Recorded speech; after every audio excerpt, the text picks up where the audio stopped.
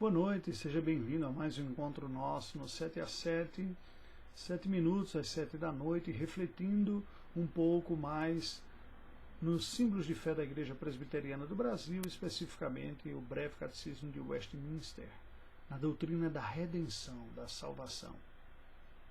Se tem uma das coisas que o cristianismo se destaca de todas as outras religiões, é precisamente ao anunciar que a esperança única que existe para a espécie humana está fora dela mesma, está na pessoa de Deus vindo ao nosso encontro. A palavra bastante conhecida para o cristianismo é evangelho, boa nova. E qual é a boa nova, senão aquela que já foi anunciada pelos anjos aos pastores quanto da ocasião do nascimento de Cristo? Eis que vos trago uma boa nova de grande alegria, é que hoje vos nasceu na cidade de Davi o Redentor, Jesus Cristo, o Senhor. É precisamente sobre isto, sobre este ato de Deus de vir resgatar os inimigos, os rebeldes, os pecadores e os perdidos, revestindo-se da nossa própria humanidade, que se trata a mensagem do Evangelho. A pergunta de número 21 do breve catecismo de Westminster trata dessa questão da seguinte maneira, quando nos faz a afirmação, na verdade a interrogação. Quem é o Redentor dos eleitos de Deus? Quem é? Aqui veja que, de uma forma bem precisa, a palavra do Senhor demonstra, e o catecismo expressa isso aqui, que devido ao pecado, ao estado de miséria e de merecida condenação, não há esperança no ser humano por si mesmo, para si mesmo. Todos pecaram, todos são devedores. Um devedor não tem como pagar a dívida de um outro devedor, nem a sua própria, nem a de um outro, por melhor que seja. Portanto, a única esperança seria um intercurso vindo de fora, o próprio Deus vindo socorrer, como nós vimos na questão de ontem. Mas como Deus fez? Como ele proveu um Redentor?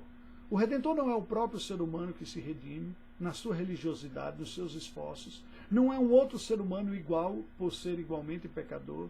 Não se trata de um sistema redentor, de uma instituição redentora, uma igreja, uma denominação. Não se trata de um conhecimento redentor. Ao conhecer certas coisas, seremos salvos. Se trata de uma pessoa. Uma pessoa. Uma pessoa divina tornada humana, para que perfeitamente se cumpra tanto o pacto da criação quanto da redenção. Porque a redenção só é possível se observada a lei e os critérios da criação, como nós veremos em breve. Assim responde o breve catecismo de Westminster sobre o Redentor dos eleitos de Deus, do povo que Deus escolheu para si. O único Redentor dos escolhidos de Deus é o Senhor Jesus Cristo, que, sendo o eterno Filho de Deus, se fez homem, e assim foi e continua a ser Deus e homem em duas naturezas distintas e uma só pessoa para sempre.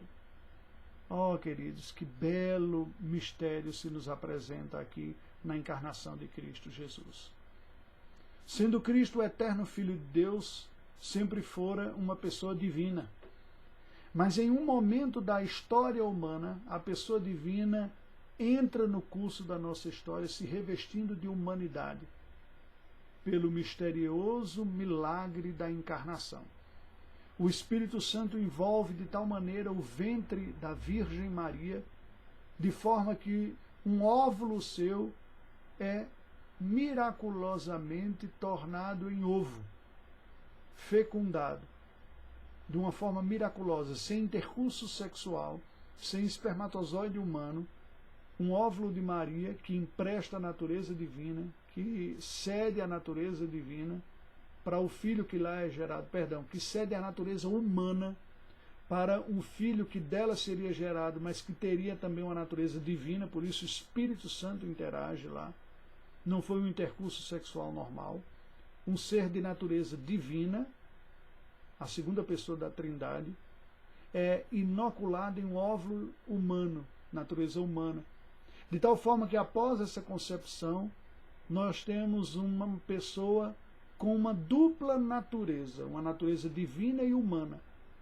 Assim sendo, o eterno Filho de Deus incorpora para si a natureza humana para todo sempre. Porque agora, e somente agora, como verdadeiro ser humano, ele pode ser o representante de uma nova espécie, nova raça. Mas como divino, ele tem o poder de executar aquilo que nenhum outro ser humano teria condições, que é a plena obediência. Sobre isto, fica absolutamente claro que não pode haver nenhum outro redentor. Não há nenhum outro mediador na relação entre Deus e os homens, porque somente Jesus Cristo é divino e humano simultaneamente. Com a sua natureza divina nos liga a Deus. Com a sua natureza humana, liga Deus a nós. De tal maneira que ele é a única e perfeita ponte de ligação. A Bíblia descreve isso de diversas maneiras, destacarei alguns versículos bíblicos. 1 Timóteo 2,5. Porquanto há um só Deus e um só mediador entre Deus e os homens, Cristo Jesus, homem. Não há outro mediador, não há mediadora, não há instituição mediadora, não há crença mediadora, só há um único mediador entre Deus e os homens, que é Jesus Cristo. João 1,14 nos descreve de uma maneira teológica e bela a encarnação de Cristo. E o Verbo se fez carne e habitou entre nós, cheio de graça e de verdade, e vimos a sua glória, glória como do unigênito do Pai. E Paulo, escrevendo sobre isso aos Romanos, diz: deles são os patriarcas dos judeus, e também deles descende o Cristo, porque ele vem pela linhagem genealógica desde o remanescente fiel de Eva, passando pela descendência de Abraão e pela linhagem de Davi até Maria, e vem Jesus. E também dele descende o Cristo, segundo a carne, o qual é sobre todos, Deus bendito para todo sempre. Deus bendito para todo sempre. Amém. Feito humano. Colossenses 2,9, porquanto nele habita corporalmente, ou seja, no seu corpo, toda a plenitude da divindade. Ele é divino completamente, ele é humano completamente. Jesus Cristo ontem e hoje é o mesmo e será para todo sempre. Incorporou a nossa natureza humana e desta forma se torna legítimo e único, competente redentor do povo de Deus. Oremos ao Senhor. Ó Deus, te louvamos pelo teu Filho Jesus Cristo. Não estamos sós.